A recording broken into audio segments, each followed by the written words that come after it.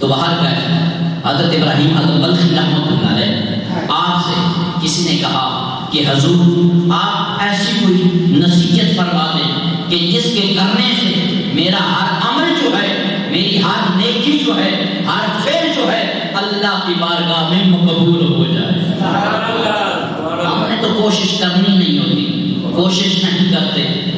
کہ کہتے ہیں کہ بس ہم نیک ہیں، ٹھیک ہیں، صحیح ہیں، ہمیں کیا پوچھنے کی ضرورت ہے، ہم نماز بھی پڑھتے ہیں، روزہ بھی رکھتے ہیں، حج بھی کرتے ہیں، زکوٰۃ بھی دیتے ہیں اور مسجد پہ خرچ بھی کر لیتے ہیں، یہ سارا کچھ کرتے ہیں، ہمیں ان چیزوں کی کیا ضرورت نہیں۔ اگر کچھ لینا چاہتے ہو اور اللہ کو خوش کرنا چاہتے ہو تو پھر علماء سے پوچھنا، یہ حاجت سمجھے، ضرورت اپنی سمجھیں کہ ان سے پوچھ کر پھر عمل کریں، اس میں برکت ہوگی۔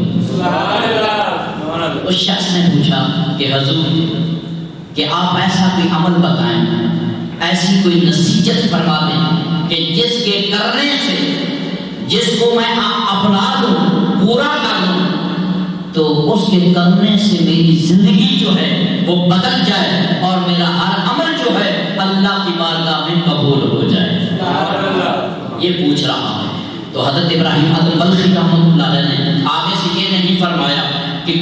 نمازیں پڑھتے ہو، روزہ رکھتے ہو، حج کرتے ہو، زکوٰۃ دیتے ہو، نہیں، یہ نہیں فرمایا۔ اگر کرتے ہو تو پھر زیادہ کرو، نفل زیادہ ادا کریں اور تہجد بھی ساتھ ساتھ ملا لیں اور قرآن کریم کی تلاوت جو ہے یہ کثرت سے کریں، یہ نہیں فرمایا۔ آپ نے فرمایا کہ اے نوجوان، اے شخص، میری 6 نصیحتیں ہیں، عمل کرنا تیرا کام ہے اور راضی ہونا رب کا کام ہے۔ پھر تیری زندگی جو ہے، دل کی دنیا جو ہے، دل آباد ہو جائے گا، دل شاد ہو جائے گا جب تو ان چیزوں پہ عمل کر لے گا۔ یہ کام تیرا کام ہے کرنا۔ تو آپ کو کہتا ہے حضور فرمائیں کہ وہ کون سی نصیحت ہے کہ جس کے کرنے سے میرے دل کی دنیا جو ہے، میرے دل کی دنیا جو ہے یہ آباد ہو جائے گی اور میرا خالق، میرا رب جو ہے وہ مجھ پہ راضی ہو جائے گا۔ آپ نے فرمایا بیٹا بات سن، جب گناہ کر لے، پہلی نصیحت جو حضرت ابراہیم البلخی فرما رہے ہیں کہ جب گناہ کر لے، گناہ کرنے کے بعد رزق تو کھاتا ہے خدا کا، رزق کھاتا ہے اللہ کا، رزق کھاتا ہے خالق کا، تو اس کا رزق جو ہے وہ کھانا بند کر دے۔ یہ پہلی نصیحت ہے کہ تو گناہ کیا، تو نے گناہ کیا ہے، خطا کی ہے، غلطی کی ہے، اور جب تو گناہ کر لے، یہ نافرمانی ہے، جب اللہ کی تو نافرمانی کر لے تو پھر کیا کرنا ہے کہ اس کا رزق نہیں کھانا۔ اس نے کہا حضور اللہ کے سوا تو کوئی رازق ہے ہی نہیں ہے، اللہ کے سوا کوئی رزق دینے والا ہے ہی نہیں ہے، اللہ کے سوا کوئی پالنے والا ہے ہی نہیں ہے۔ تو آپ نے فرمایا پھر سن کہ یہ نامناسب بات ہے، یہ اچھی بات نہیں ہے کہ رزق خدا کا ہے، نافرمانی بھی اسی کی کرتا رہے، یہ اچھا فعل نہیں ہے۔ اس نے کہا کہ حضور میں اس سے پرہیز کروں گا، اس سے بچوں گا۔ آپ نے فرمایا دوسری نصیحت یہ ہے کہ جب تیرا ارادہ بن جائے گناہ کرنے پہ، دل جو ہے اس طرف مائل کرے، دل اس طرف لے جائے کہ گناہ کر، جب گناہ کا ارادہ کر لے تو اللہ کی سلطنت جو ہے، اللہ کا ملک جو ہے، اللہ کی زمین اور آسمان جو ہے، اس پہ گناہ نہیں کرنا، گناہ کہیں اور جا کر کرنا ہے۔ اس نے کہا حضور زمین کتنی وسیع ہے، زمین اللہ کی کتنی وسیع ہے، زمین سے نکل نہیں سکتا، آسمان کے نیچے سے نہیں نکل سکتا، تو گناہ، تو آپ نے فرمایا جب زمین سے بھی نہیں نکل سکتا اور آسمان کے سائے کے نیچے سے بھی تو نہیں نکل سکتا تو پھر گناہ سے بچ، پھر گناہ سے بچ کہ وہ خالق مالک ہے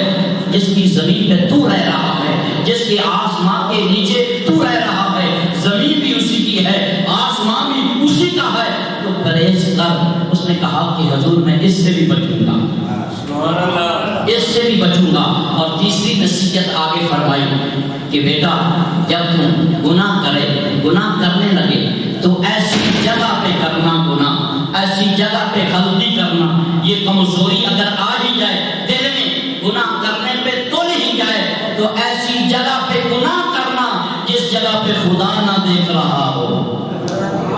یہ تیسری نصیحت فرمایا، توجہ ہے کہ 3 نصیحتیں ہو گئی کہ تیسری نصیحت کہ ایسی جگہ پہ گناہ کرنا کہ جس جگہ پہ خدا نہ دیکھ رہا ہو۔ اس نے کہا حضور خدا تو ہر جگہ پہ حاضر و ناظر ہے، خدا تو ہر جگہ پہ دیکھ رہا ہے، سنتا بھی ہے، دیکھتا بھی ہے۔ تو آپ نے فرمایا حضرت ابراہیم البلخی رحمۃ اللہ علیہ نے، اے نادان پھر سن کہ حاضر و ناظر بھی جانتا ہے خدا کو، اور پھر گناہ کرتا ہے، دیکھ کہ خدا تجھے دیکھ رہا ہے اور پھر ایسی غلطی تو کیوں کر رہا ہے؟ اس نے کہا حضور اس سے بھی میں گریز کروں گا، اس سے بھی میں بچوں گا، ایسی غلطی نہیں کروں گا۔ جب اتنی بات آتی ہے اور پھر تیسری چوتھی نصیحت جو ہے وہ فرما رہے ہیں کہ یہ نصیحتیں تو ان کا تعلق جو تھا یہ تیری زندگی میں تھا، آگے موت کی طرف جب تو جائے گا تو ملک الموت آئے، حضرت اسرائیل علیہ السلام تشریف لے آئیں، تیری روح کو نکالنا چاہیں، تیری جان کو نکالنا چاہیں، تو اس وقت ملک الموت کو کہنا کہ کچھ وقت کے لیے مجھے مہلت دے دے کہ تاکہ میں توبہ کروں، میں اپنے گناہوں کی توبہ کروں، اللہ سے معافی طلب کروں۔ اس نے کہا حضور یہ ہو نہیں سکتا، کیوں کہ وہ اللہ کے حکم سے آیا، فرشتہ آیا ہے، ملک الموت اللہ کے حکم کا پابند ہے، وہ میری مرضی پہ نہیں چلے گا، وہ اللہ کی مرضی پہ چلیں گے، اور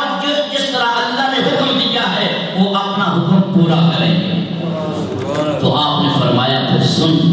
کہ جب تجھے یہ بھی پتا ہے کہ وہاں میری بات نہیں چلے گی، وہاں میری بات نہیں بنے گی، وہاں مجھے مہلت نہیں ملے گی، تو پھر یہ دنیا کی زندگی جو خدا نے تجھے دے رکھی ہے اس کو غنیمت جان، سعادت سمجھ کہ اللہ نے کرم کیا ہے۔ اس زندگی کے ان لمحوں میں اپنے رب سے معافی مانگ، اللہ تجھے معاف فرما دے گا۔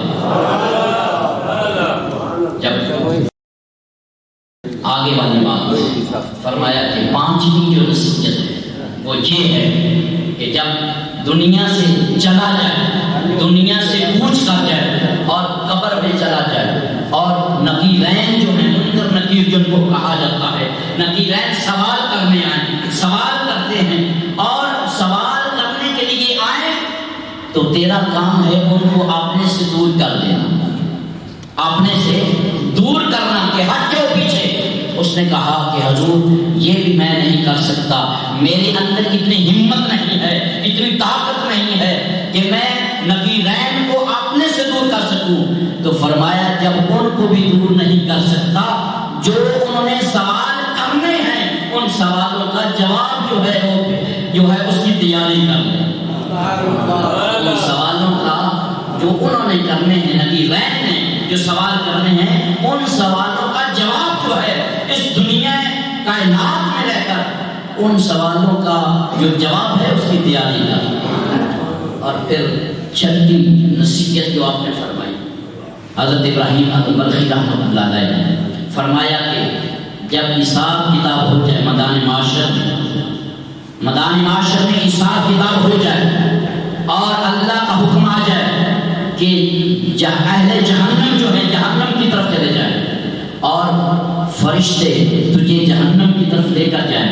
اور تو نے کہنا ہے کہ میں نے نہیں جانا، تو نے رک جانا ہے، کہنا ہے کہ میں نے نہیں جانا۔ کہا کہ حضور یہ بھی نہیں کر سکتا کہ اگر میں رکنا چاہوں بھی اور ان کو کہوں کہ میں نے جہنم کی طرف نہیں جانا تو پھر وہ مجھے گھسیٹ کر جہنم کی طرف لے جائیں گے۔ تو فرمایا کہ جب تجھے یہ بھی پتا ہے کہ وہاں بھی بات نہیں چلتی تو پھر کیوں نافرمانیاں کرتا ہے اپنے رب کی؟ پھر یہ سارے معاملات تو جانتا ہے۔ ان 6 نصیحتوں پر آپ نے فرمایا کہ عمل کر، اور یہ 6 نصیحتیں جو حضرت ابراہیم البلخی رحمۃ اللہ علیہ نے ارشاد فرمائی ہیں، اگر ان پہ عمل کر لیا جائے یہ ساری کے سارا آخرت کا سامان ہے اور بخشش کا ذریعہ بن جائیں گے۔